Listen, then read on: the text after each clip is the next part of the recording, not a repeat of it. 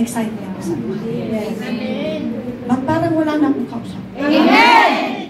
Hindi ka palagi naghanap na 24 hours ang holiday. Mukhang hindi ka pang Hong Kong.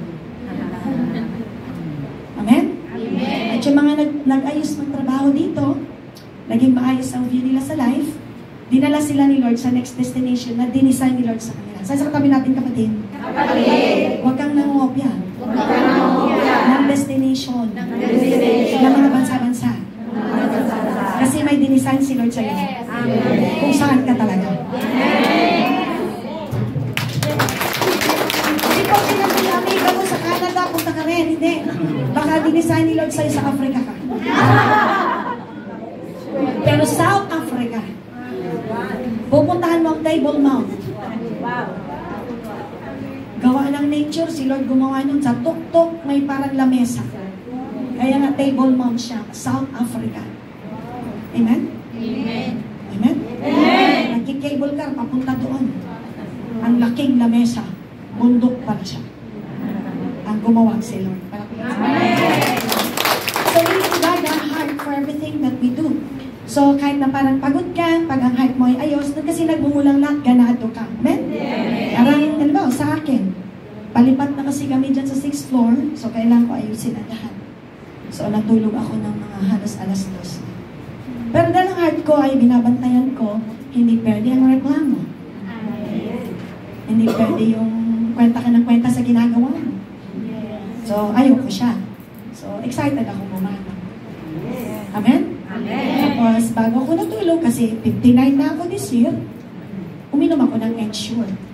Ensure. Para malakas ako pagbangon. Amen! 2 scoop lang yan, pang matandang kagaya ko. Paghangon ko na umaga, dahil di naman ako naka-fasting, uminom ulit ako ng 2 scoop na Ensure. Kaya kanina umaga, hindi nyo halatang puyat ako. Kasi ang laman ng puso ko ay naging maayos kayo. Amen! Pero, kung di ako maayos, lulugulog ako. Kaya yung laman ng heart mo, pag ang puso hindi binantayan, lalabas sa itsura. Amen!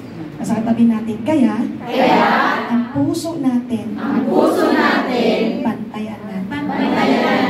We need to protect because everything we say, everything we think, and do originates from our hearts. Yes. Our hearts are the wellspring of our actions and attitudes. Amen. Nasa atin. So we should be vigilant. Sabi natin, we should be vigilant. Sabihin, binabantay mo talaga in safeguarding our hearts by being mindful. Binabantay mo talaga ang mga influences na pwedeng pumasok sa buhay natin. Hindi mo hayaan na masira ka talaga.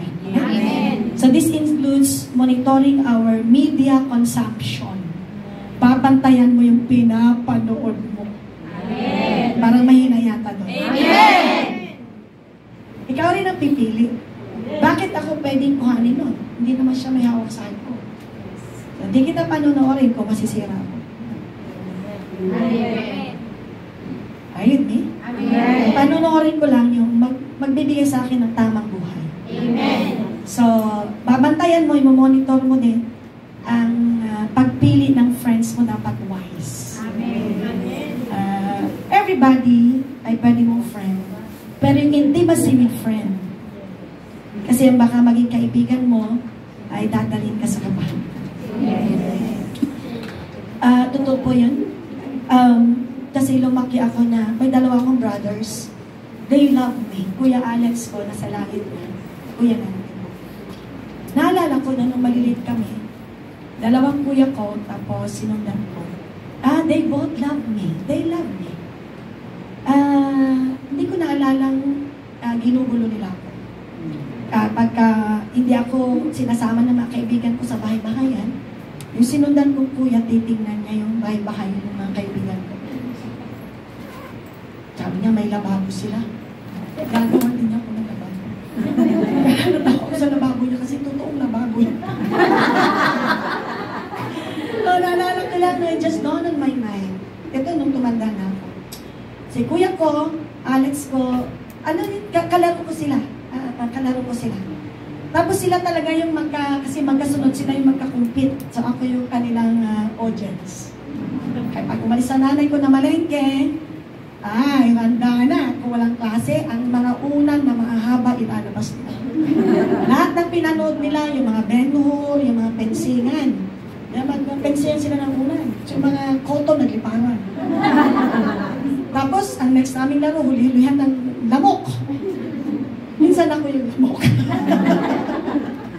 Masaya silang kalaro, yung mga kuya ko. Kaya pag ang tatay ko ay may rules siya na pag alasing ko, nasa bahay lahat kayo, nasa bahay na ako kasi ayoko ng palo. Ay, dalawa, playful. Ay, lalagyan ko na ng karton yung likod nila para pag hinampas na ratan mamalo nun. Talagang pag hindi mo lalagyan ng shield yun, bukas likod mo. Pagka pasweet ng tatay ko galing sa trabaho, wala yung dalawa kasi ang titindi maglaro nun. Pag naglastik ko yung ganon text, hanggang dito na yung ang babaho. Tapos paglaro yung mga sa basta talaga, mga jolly na yung bulsa nila, puro jolly na. Ako, di ako sumasama kasi ayoko ng palo. Ako tagalagay ng karton. Kaya tingnan mo no, nung nag-college na ako, sabi ni Kuya Alex ko, Daddy, Mami, ayaw kasi akong paralin ng tatay ko kasi lahat daw ng babae mag-asawa lang. Sabi niya, Daddy, hatid mo lang yan dito sa Manila si Julie. Kasi nag-migrate kami sa Mindanao kung bahala. So si kuya ko, nung may working student siya, pinaaral niya ako ng college. Kaya parang kami eskwela na University of the East. Kaya lang pinauwi siya ng nanay ko nung nagtapos siya sa kanyang pag-aaral. Actually, hindi niya pa natapos lahat. May mga units pa siya nitapos, pinapauwi na ng nanay ko. So iniwan niya ako. Ang sumalo uli sa akin, yung kuya ko sinundan, kuya nanti ko. Eh, dalawang kuya ko na nagtulungan para sa akin, kaya magbe-best friend kami. Kaya lumaki ako na kahit wala akong masyadong kaibigan, kontento ako sa dalawang kuya ko. Amen. Amen? Amen. Oo. Kaya, sabihin, naging mapili ako sa friends. Amen. Kaya nung nag-high school ako, maingat ako sa friends. Lahat ng friends ko dapat masipag, lahat mag-aral. Ayoko nang sa Bisaya po, di ko ganagan ng kapaduding. Yung high school ka pa lang, nag-lipstick na ayoko nang gano'n. Nakaibigan. Hindi pa ako umate ng Bible ganito, no? Wala. Kasi generally, we are all Roman Catholics. Pero ako yung religious na tao na, religious talaga. Kaya hindi ako mahilig na sumasama sa kasi kung nanonood ng sine. Hindi. Tapos nag-college ulit ako, mapili ulit ako sa kaibigan ko. Nung nakakilala ako kay Lord, gusto ko yung maging kaibigan ko, yung dadalhin ako sa maayos na buhay. Amen. Kaya nung nasa Panginoon ako, ang mga naging ka-close friend ko ay mga intercessors. Amen. Eh yung mga intercessors na friend ko, kasi may nag-pray, sino pag-pray natin, si ganito, may ganito. Yung minsan chismis. Ang ganda nung naging ka-prayer, yung naging friends ko sa prayer, hindi sila marites. Ang gaganda ng puso nila. Amen. Kaya natulungan. Amen. Sabi sa kapatid natin, kapatid, bantayan mo ang puso mo. Amen, amen? Amen. Sabi ko, Lord, maraming salamat sa grasya mo. At tapos regularly, seek natin yung gabay ni Lord sa magitan ng pananalangin at sa kanyang word. Kasi kaya kang gabayan ni Lord sa lahat ng sitwasyon. Amen. Amen? Amen. Kaya I like that part 2 ng goodness of God, yung I love your voice and you have led me through the fire in darkest night. You are close like no other. I've known you as a father. I've known you as a friend. And I have lived in the goodness of God. Kasi pala, pag minahal mo ang gabay ng Diyos, talagang ang puso na yan ay maiingatan. Amen. Palampakan natin siya. Ang pangatlo, mga kapatid, ay ano nakalagay? Sincere worship from the heart. Ano dapat ang heart na yan? Sincere sa pag-worship sa Kanya. Ano nakalagay sa text? John 4:23-24. Pakibasa po natin. But the hour is... sige, all together. One to go. But the hour is coming and is now here when the true worshipers will worship the Father in spirit and truth. For the Father is seeking such people to worship Him. God is Spirit, and those who worship Him must worship in spirit and truth. Alam niyo, background nitong John 4, Samaritan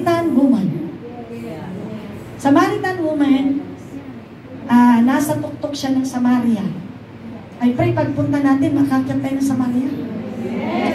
Naakyat ko na kasi yan noong 2005, nung second trip ko sa Israel. Kasi pangarap ko lang mag-trip. Kaya talagang ang bait ni Lord, narating ko siya. Amen? Sasakatabi natin, pangarap lang yan. Because your desire will become your destiny. Amen? Amen? At hindi masamang ipangarap na makarating ka doon kasi ang Bible na binabasa mo in context, niliwanag siya. Now, ang mga disciple niya pumunta na sa bayan ng Samaria para bumili ng pagkain. Kasi alas 12 na. Nagpaiwan si Lord sa Jacob's Well. Nasa Samaria yon. Ngayon may babaeng Samaritana mag-iigib. Ang igib dapat alas 5. Nag-iigib siya ng tanghaling tapat para wala siyang kasabay kasi siya ay namumuhay sa mali. Nasa katabi natin, magiging mali naman talaga tayo. Pag walang nagkabay sa atin. Actually, kahit pasaway ka, mali ka ng mali, pero kung may tao lang na willing na i-build ang life mo, iluluhod ka lang niya ng iluluhod kayo. Isang araw may mangyayari sa atin. Amen! High five! High five! Isa pa! High five! High five pa! Amen! Amen! Kayo mga mister na wala sa tingnan, hindi ka naman niya pwedeng pigilan kung lumuhod ka gabi-gabi. Amen! Yung totohanin mo, kasi ang sabi ng James, the prayer of a righteous man is powerful and effective. Amen! Kasi Elijah, nung nag-pray siya na huwag umulan, pinakinggan siya. Nung nag-pray siya na, Lord, paulanin mo na, pinakinggan siya. Kaya ang panalangin ng matuwid, makapangyarihan. High five ka naman! Amen, amen? Sino dito ang nabubuhay ang kanyang pag-asa? Amen! Adik-adik na yung anak mo, kamag-anak mo, lumuhod ka na. Kasi minsan napapasamang tao kasi walang taong nagmalasakit. Yes. Na nag-pray para sa kanya ko, sama-sama ko, tao. Malamang na yun, sama-sama ko lalo kung walang nagmalasakit sa akin. Nag-pray para sa akin para kay tuminog din ako. Nasa katabi natin, I need you. I need you. And you need me. And you need me.